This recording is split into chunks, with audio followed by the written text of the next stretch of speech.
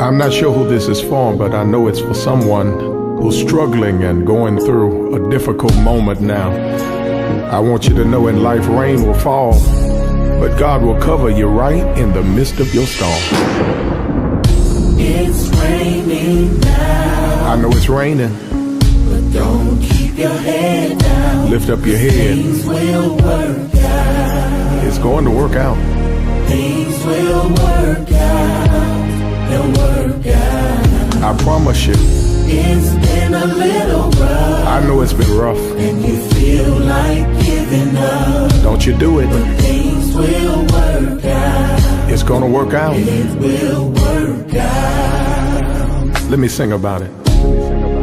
Many late night tears, struggling with all kinds of fears, wondering if God or anyone else hears. But Jesus is working on your behalf, and I guarantee it won't last. Things will work out. It's raining now. Oh, it's raining now. Don't keep your head down. Don't keep your head down. Will work out. Gonna work out. Yes, they will. Will work out. Oh. It's been a little rough. I know it's been rough. Like giving up. Don't give up. Things will work. Don't you do it, things will work out. Work out. Come on, Dave. You may have had shattered dreams, promises unfulfilled. Asking God, is this really your will? But just hold to his hand and watch him reveal his plan. Oh, things will work out. Things will work out. I believe. Yeah. Things are gonna get better, y'all. Oh, for it's written, and I read it for myself in the Bible. There's for I very well believe that you say.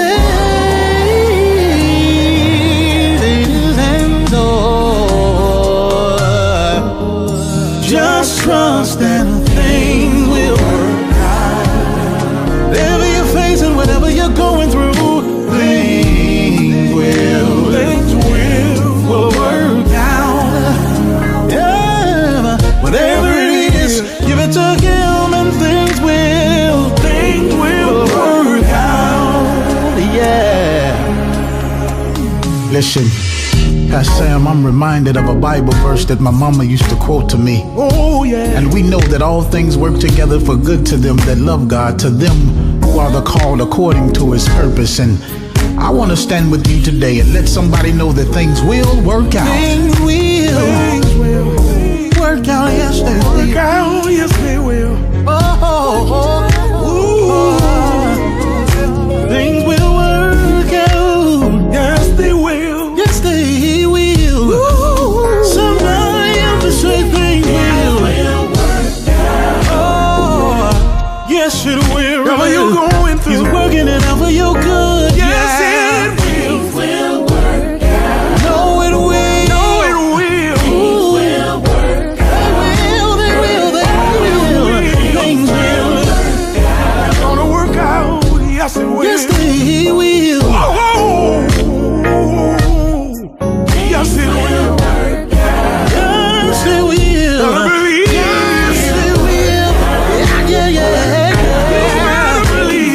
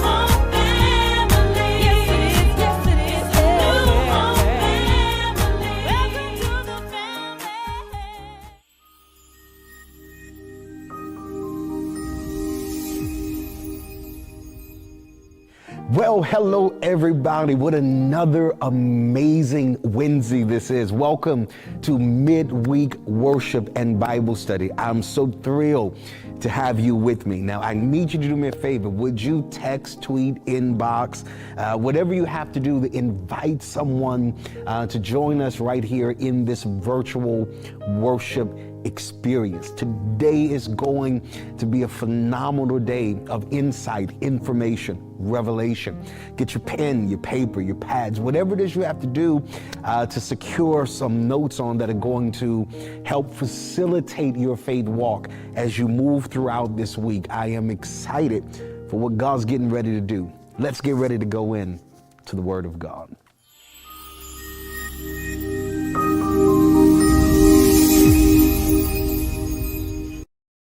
I want to talk about in this session something that is so very vital, in fact, more vital than most people realize.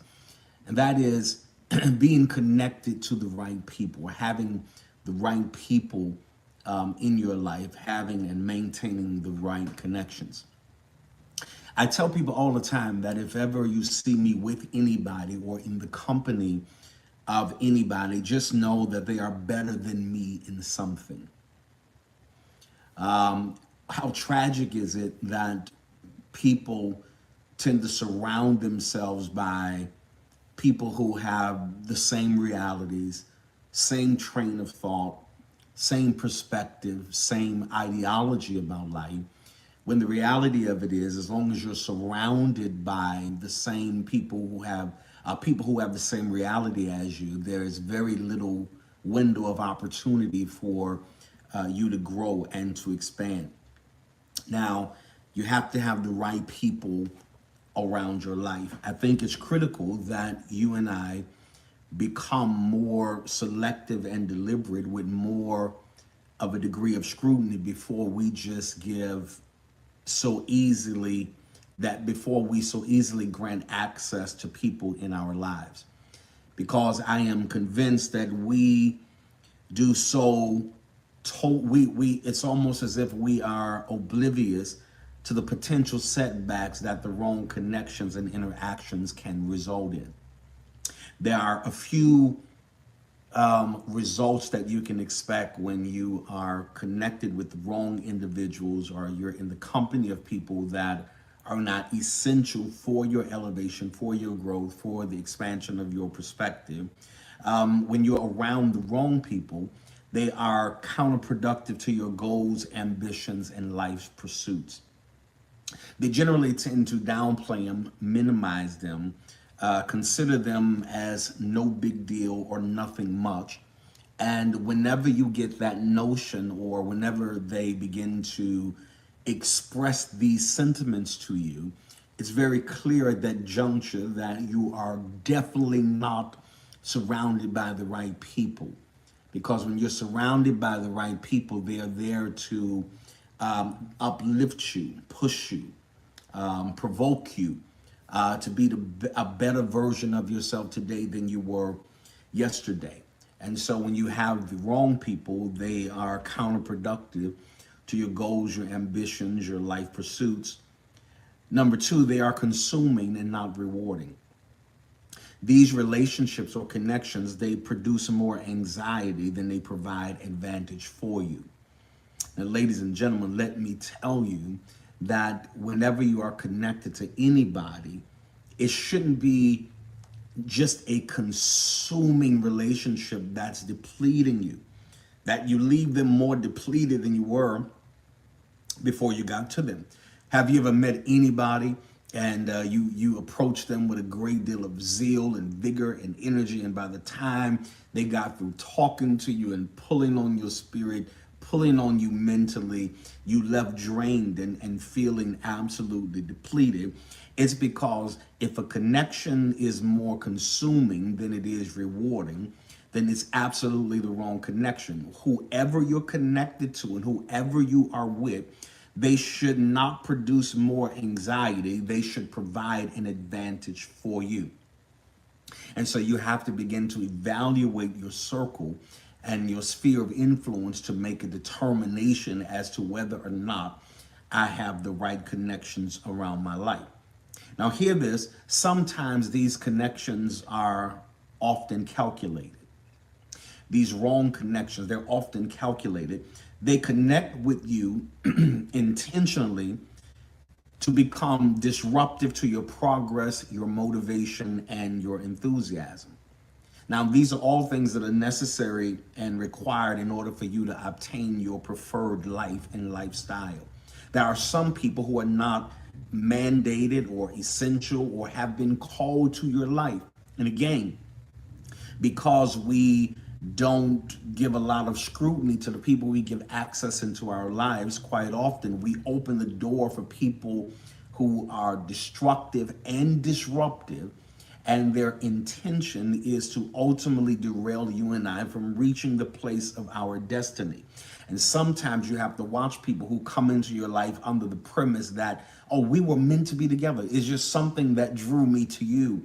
When the truth of the matter is, some connections have been calculated with the intent of disrupting and disturbing your progress, your motivation, and your enthusiasm. Not only do you know you're surrounded by the wrong people because they are, number one, they are counterproductive to your goals, ambitions, and life pursuits. Number two, they are consuming and not rewarding. In other words, they produce more anxiety than they ever provide advantage for you. Number three, sometimes these connections are often calculated. Their intent is to deflate you and to cause you to ditch the notion of you being or becoming anything more than you are. Number four, you know you have the wrong connections around you because, hear this, they are really critical of you. Now that is quite an issue. Their objective is to find some kind of fault in you, despite them knowing how hard you're trying. Their conversations to you or towards you seem to be centered around what you're doing wrong, and it's never about what you're doing right. It's never laced with constructive critique that will build you, give you a broader perspective, provide you with a better way to approach a circumstance better the next time, or to better position you to be able to accomplish the goal you're endeavoring to do. But instead, these people tend to berate you and belittle you. Instead of them encouraging you and supporting you while you are becoming, they generally opt to bash your efforts. They will insult your intentions and impose upon you their feelings of how inadequate they think you are to be daring enough to endeavor to do something of this magnitude or on this grand scale. Let me tell you, ladies and gentlemen, that whenever you find yourself in a place where somebody is always really critical of you, I don't mean they are critiquing you constructively. I mean they are really critical. You could have done 99 things right, and they're going to find that one thing that you did wrong. Yeah, that was good, but you didn't do this. Oh, you look great, but maybe you need to work on this. And so you have the wrong people around you, and you have the wrong company, you're in the wrong sect of people.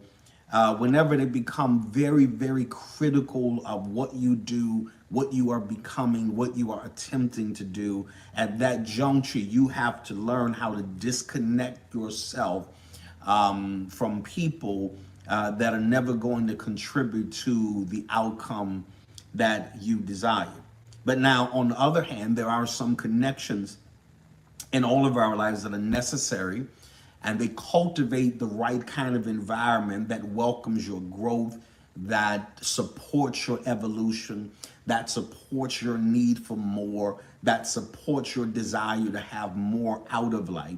Those are the kind of connections that you have to keep in place in your life. Now, I tell people all the time, if you are going to be connected to me, the criteria is that you have to be a contributor and not just a consumer, right? It has to be mutually beneficial for both parties, or however big your group is or your circle is. In other words, it's not that you're going to be in any kind of relationship or connection and people are not going to consume. There's no problem with that. The problem is when they're doing a lot of consuming but no contributing. There's no reciprocation in the process of the relationship. And whenever any relationships fails to be reciprocal, it fails to be vital, it fails to be fruitful, it fails to be a long-term successful relationship. So one of the things that you must understand that I teach people all of the time is that if you're going to get to your place of destiny, if you're going to get to your place of fulfillment in life, surround yourself with people, watch this, who have surpassed you. Again, most people stunt their growth because they only surround themselves with people who have the same reality. They're in the same tax bracket. They make around the same amount of money. They live in the same kind of neighborhood. But ladies and gentlemen, you can never grow beyond your level of exposure. And the more exposed you are to people who are doing more than you're doing, then it creates for you a target, an objective, and a goal for you to reach, for you to accomplish. So you have to surround yourself with people who have surpassed you. Why? Because it's visual validation that the reality you want already exists and someone is living it, and so can you. Oh, and let me say that to you again. I got to be around people who have surpassed me.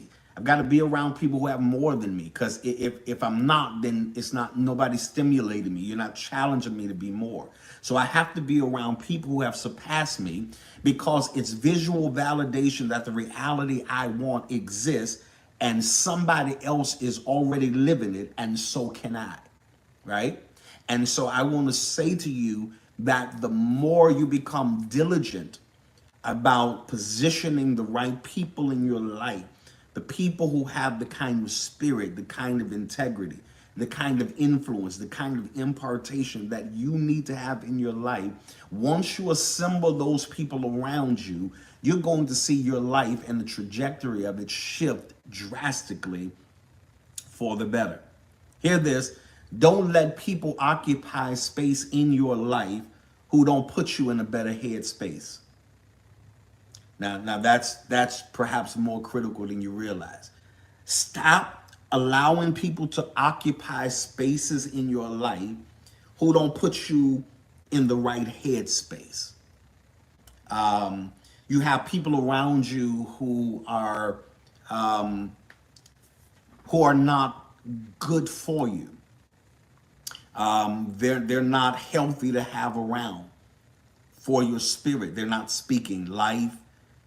They're speaking doubt. They are, in fact, in most instances, the prime source of distractions in your life, right? Because they're never on the same page with you. They get frustrated when you start talking futuristically. They seem to get an attitude with you because you want to live at a different altitude. And they're putting you in a bad headspace. Their negativity, their conjecture about what's not going to work. And I don't believe this is for you. I don't think it's your season. Well, sometimes you have to be willing to be alone than to be bullied by people mentally who have no vision, who have no dream, who have no desires or aspirations for themselves. And so you had better begin to survey your life and the people who are influential into your hearing, people you talk to every day or a few times a week, people you're eating lunch with. You even have to be selective about who you're eating lunch with. That's how serious it is. Because your life is going to look like the people you spend the most time with. I'm going to let that sink in for a moment. Your life generally looks like the people you perhaps spend the most time with. And so if you want your life to look differently, then you have to do some personnel shifting perhaps. And you have to bring people around you, embrace people. Don't be intimidated by them.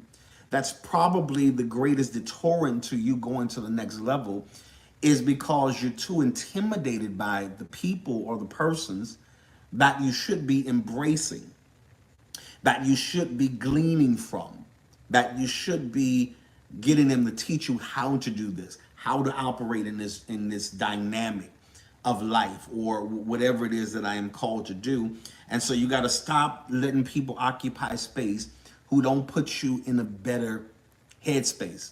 I've got to leave you feeling like I'm Superman. Because why? I've been infused by your enthusiasm. I've been infused by your positivity. I've been infused by your forecasting of what you believe I could be, I can do, I can become. And that's going to make a world of difference in your life. Instead of being around people who are so jealous, so envious, they downplay everything. They shun all of your ideas. They generally think there's nothing much to you. But the reality of the matter is, you got to stop letting people occupy space who are not putting you in a better headspace. The next thing I want to tell you, and I really want you to get this, don't let people consume your time who are not a source of logic, peace, clarity, and wisdom. Let me give you that again. Don't let people consume your time who are not a source of logic, peace, clarity, and wisdom. I have no room on my calendar for anybody who's not a source of logic. Someone, because you need somebody in your life so that you don't veer too far into a realm of just fantasizing, but they're there to show you how to take what you see, no matter how big it looks, no matter how lofty it is, and create for you an implementation and execution process. I know what you see is this, but this is what needs to be done in order to get there.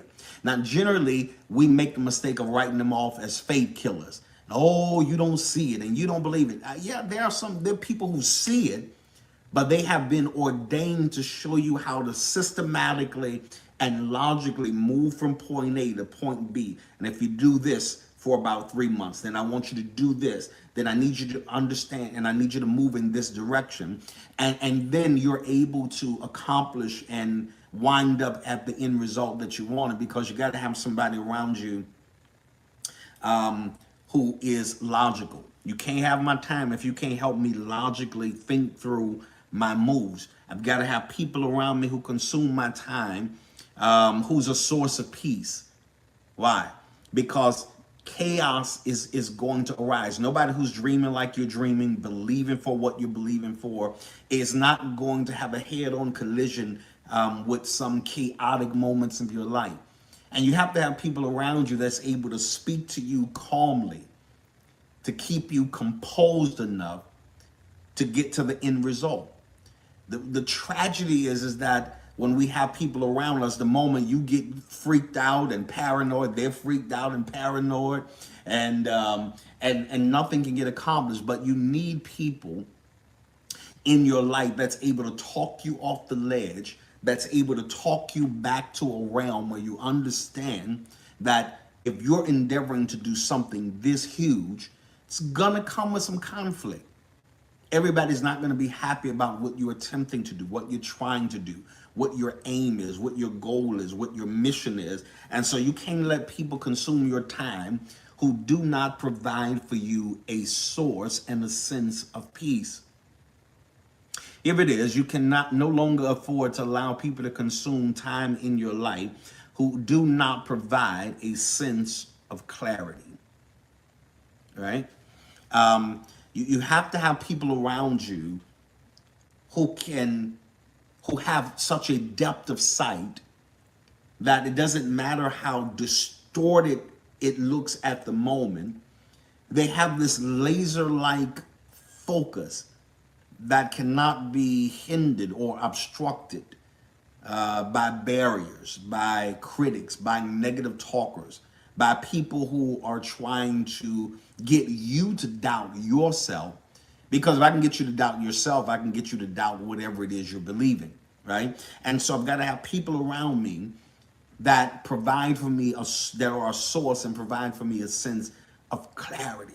See, I know it looks cloudy right now, but we're going to get through this. We're going to push through this, and we are ultimately going to get to the place that you want to be. And so when you're trying to determine who are the people I need to have in my life, then you have to live by the criteria that I'm not going to let people consume my time who are not a source of, number one, logic, number two, peace, number three, clarity, number four, wisdom, right? I've got to have some wise people around me. Watch this. I've got to have people around me who are wiser than me. Otherwise, I start challenging everything they say because I think I know what you know and you think you know what I know. And then that becomes frustrating. And instead of progressing, we begin to digress. But I've got to have people around me who have wisdom. Now, it's one thing to have people around you who have wisdom, but you have to receive it and apply it, or it's if you never heard it. I'll let that sink in for a moment. It's not enough. I mean, it's a tragic waste of time to have wise people around you and you let them pour into you and tell you what needs to be done or what they think the course of action should be, and then you ignore it or discount it or call or maybe consider it to be irrelevant. But what you must understand is that you gotta have people with wisdom around you who are wiser than you, who've seen more than you, who've gone more places than you have gone, who's had more money than you, right? And because if you don't have people that's a source of wisdom close in your company, the frustration of what you're trying to do sometimes can make you a little disoriented. And when you're disoriented, your guards are down, and sometimes you'll make popcorn decisions and you'll make judgments that set you back so far unnecessarily because you didn't yield to the wisdom and you didn't seek counsel and that you didn't seek guidance from people who know more than you, right? So, which means that I have to get all of the unwise people from around me. That's not benefiting me. And it's certainly not going to bring me to the next level of success where I want to be. And then finally, you have to surround yourself with people where every encounter you have with them is an education. Your mind is expanded, your vision is enlarged, and your level of expectation is elevated. Now that's powerful, right? So that's your checklist right there, right? Just start gauging your interactions you have with people who are in intimate spaces with you, friendships, partners, business partners, people who are you sit down and eat with. And I want you to notice if you are gaining something from the interaction, right? I tell people all the time that if we get together and you don't know more after we meet than you did before, you should feel like you were cheated, right? Again, it comes down to the fact I don't just eat with everybody. You'll never see me just out with just anybody. Believe me, if I'm with them, they know something I don't know, and I'm trying to glean it, or I have something they don't know and they're trying to glean it from me. They're trying to get that transfer so that they can increase in their wisdom and their understanding and their knowledge. But I have to be around people that there's some people I look forward to sitting down with. You know why? Because I know it's going to be education. I don't just sit down for entertainment. I'm sitting down for education. And perhaps that could be the problem as well, because you feel like you got to be entertained, and every gathering you get together, you're just going through the motions of entertainment. But for most of us, we've been entertained enough. And I'm not saying nothing's wrong with entertainment, and that's a place for that. You got to have that kind of release in your life. But the reality of the matter is you got to be around somebody that challenges you, right? I like being around people that when I leave them, I feel dumb. Like, wow, I didn't know that. I got to be around people that when I leave them, I leave in awe of them. I leave in awe of their educational prowess, their mental capacity. Because I like hearing how people think, right? I like listening for the train of thought and how they are dissecting this and coming up with certain solutions. I've got to be around somebody who stimulates me to be better. And sometimes we can't get that education because when we sit down with those kind of people, we're doing so much talking. And I know in my case that if I'm with someone and they brought me to get insight or intelligence about a certain matter, and then every time I'm talking, they keep talking, I generally shut down. And now I'm more interested in eating my meal than talking to you because I've now detected that you're not operating in wisdom, that you don't know what you have before you. If you shut up long enough, you can get what you've been needing to help fix some things that have been gone so wrong for the last few months or years. But you got to be around people who provide for you in education. What does that mean? When you leave them, your mind is expanded. You get back in the car, you don't even turn on the radio. You just keep replaying what they're saying over and over and over again in your head because it's so refreshing. It's so revolutionary, right? It was so transformative that it caused my mind to expand. Not only did they cause my mind to expand, but they educated me in such a way that my vision became enlarged, right? Because again, you can't grow beyond your level of exposure. I didn't see before I had this conversation with them. Now that I had that conversation, it's caused my vision to be enlarged. You don't know how much of a blessing it is. I tell people all the time, one of the greatest gifts anybody can give you is a bigger perspective. Not nothing in the Tiffany's box, nothing from Saks. It's a broader perspective that I leave the conversation, I get back in my car, and I almost get mad at myself because I wasn't seeing it on that large of a scale. But there are some things you'll never come into until you run into the right people who are living out that reality, who are not just talking hearsay, but they're actually living in that kind of lifestyle that they're talking about, and it causes your vision to be enlarged, and then it causes the level of your expectation to be elevated, right? So when I leave, if I'm with the right person, when I leave them, I can't wait to get back to the office or get back to the house and start sketching out the ideas or reconfiguring. Whereas I was believing for a 5,000 square foot house, now I'm believing for an 8,000 square foot house. All because the right individual was able to incite an elevated expectation within me. But you can only get that when you're with the right person and you're connected to the right individuals. That's going to make the world of difference in your life. So please hear me. I want you to go through the inventory of your personal personnel, friends, confidants, even family. Figure out, what are they contributing? Or are you just doing more consuming than contributing?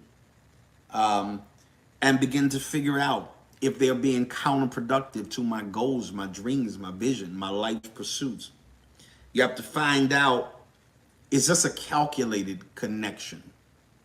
The kind of connection that's going to try to manipulate me, distract me, cause me to miss my marks and my goals that I have predetermined and set for my life?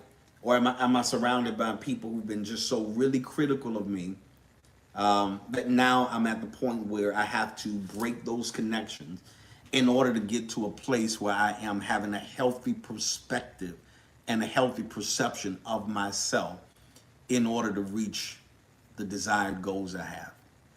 Well, I'm out of time for this session. Listen, I want you to be able to go back. I want you to hear this at least 2 or 3 times. There's so much more I could say, but I want you to be able to digest this first installment first, because it's going to be so vital. This is your blueprint for getting back into a place of healthy connection, healthy environments where people are supportive, where they are nurturing, where they are willing to guide and teach you and lead you so that you are the best version of yourself you could possibly be.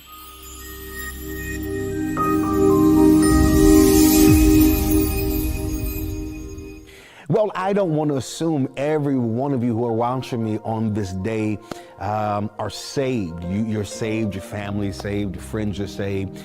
I want to offer you the opportunity to receive Jesus Christ, our Lord and Savior. He's available to you right now. All you have to do, according to the scriptures, confess with your mouth and believe in your heart that God raised Jesus from the dead. And even now he's seated on the right hand of the Father, making intercession for you and me, even at this moment. And if I'm speaking to you, more importantly, the Holy Spirit is speaking to you, my brother, my sister, this is your opportunity to receive salvation. There's an email address right here at the bottom of your screen. I have staff standing on standby right now, ready to help you and further facilitate and assist you in your walk in salvation in Jesus Christ. Listen, heaven is rejoicing, and so am I, because now you are a part of the kingdom of God.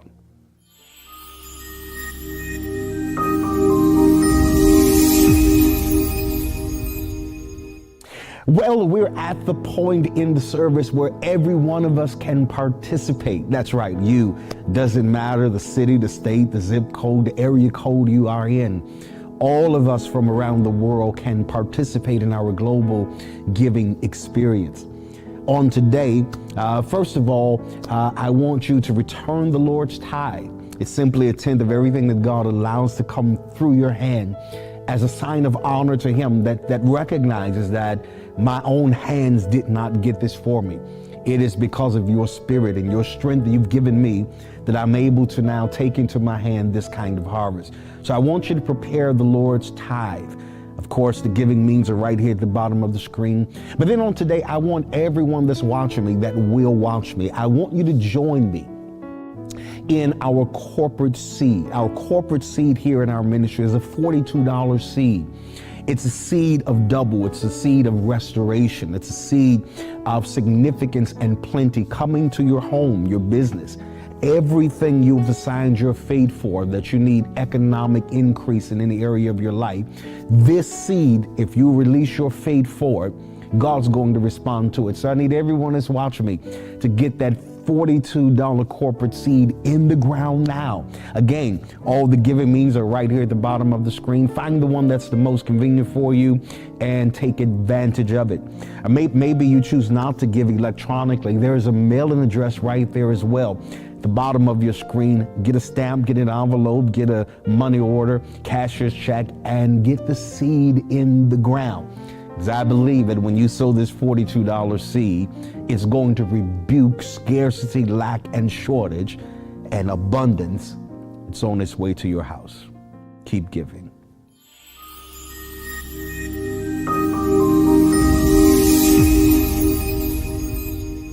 Wow, it's really no joke. Time really flies when you're having this kind of fun. Listen, time has gotten away from us. I hope you have been blessed on this midday. I want to thank you for spending your lunchtime with me, or your off day, or taking your midday break just to get some word into your heart and your spirit. I want you to know I do not take that lightly. I treasure our time that we get to spend together each and every Wednesday, midday, to give us that fuel that we need to get throughout the day. And so I pronounce God's blessings upon you. If you do have friends and relatives who did not get to catch us today at midweek, don't forget to tell them to tune in tonight for 8 p.m. Central Standard Time. And join us tonight for our night session of our Bible study. Listen, it's going to be amazing. So tell all your friends, family, and relatives, they need to be tuned in tonight. Listen, I'm out of time, but always remember, as I always say in parting, that things can change for you at any moment. I'll see you next time.